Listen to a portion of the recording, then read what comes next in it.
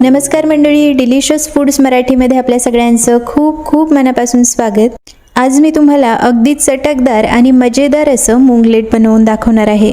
दुपारी 4 वाजता आपल्याला हलकीशी भूक लागायला सुरुवात होते आणि चहासोबत आपल्याला काहीतरी खमंग आणि कुरकुरीत खावंसं वाटतं। तर अशा वेळेस ही मुंगलेटची रेसिपी आपल्या अगदी कामात येणार आहे।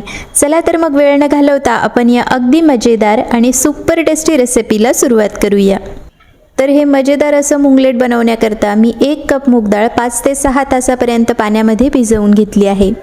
आता यामध्ये आपल्याला 5 ते 6 लसणाच्या पाकळ्या घालायच्या आहेत, त्यासोबत 3 हिरव्या मिरच्या घालायच्या आहेत। आता ही डाळ मिक्सरला छानपैकी आपल्याला वाटून घ्यायची आहे। आता ही तयार झालेली मूग डाळीची पेस्ट आपल्याला एका बाउलमध्ये काढून घ्यायची आहे। आता यामध्ये आपल्याला एक बारीक चिरलेला कांदा घालायचा आहे, त्यासोबतच पाव कप किसलेलं गाजर, पाव कप बारीक चिरलेली शिमला मिरची आणि पाव कप बारीक चिरलेली कोथिंबीर घालायची आहे। त्यासोबतच 1 चमचा मीठ, अर्धा चमचा ओवा आणि अर्धा चमचा बेकिंग सोडा आपल्याला घालायचा आहे। आता हे सर्व मिश्रण आपल्याला अगदी व्यवस्थितपणे मिक्स करून घ्यायचं आहे। तर या ठिकाणी आपलं मुंगलेटचं बॅटर तयार झालेलं आहे। आता आपल्याला एक नॉनस्टिक पॅन घ्यायचा आहे। पॅनमध्ये थोडंसं तेल घालायचं आहे।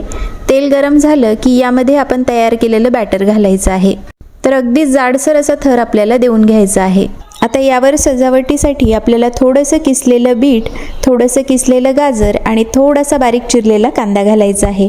तुमच्याकडे तीळ अवेलेबल असतील तर ते सुद्धा तुम्ही यावर घालू शकता। आता झाकण बंद करून हे मुंगलेट आपण 5 ते 6 मिनिटापर्यंत फ्राय होऊ देणार आहोत।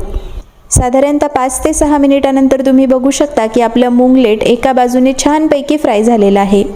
आता हे मुंगलेट आपल्याला अलगद हाताने पलटवून घ्यायचं आहे आणि दोन्हीही बाजूंनी अगदी छान क्रिस्पी गोल्डन ब्राऊन होईपर्यंत भाजून घ्यायचं आहे। तर या ठिकाणी 10 ते 12 मिनिटं होत आलेले आहेत आणि आपलं मुंगलेट दोन्हीही बाजूंनी अगदी छानपैकी फ्राय झालेलं आहे। तर मंडळी, अगदी कुठल्याही प्रकारचा जास्तीचा तामझाम न करता चटपटीत मुंगलेट या ठिकाणी तयार झालेलं आहे। तर आता हे मुंगलेट आपण आपल्या स्टाईलने सर्व करूया। तर मंडळी, आजची रेसिपी जर तुम्हाला आवडली असेल तर आपल्या व्हिडिओला लाईक आणि चॅनलला सबस्क्राईब करायला मात्र अजिबात विसरू नका। पुन्हा भेटूया अशाच एका रेसिपीसोबत। तोपर्यंत मस्त खा आणि हॅपी रहा।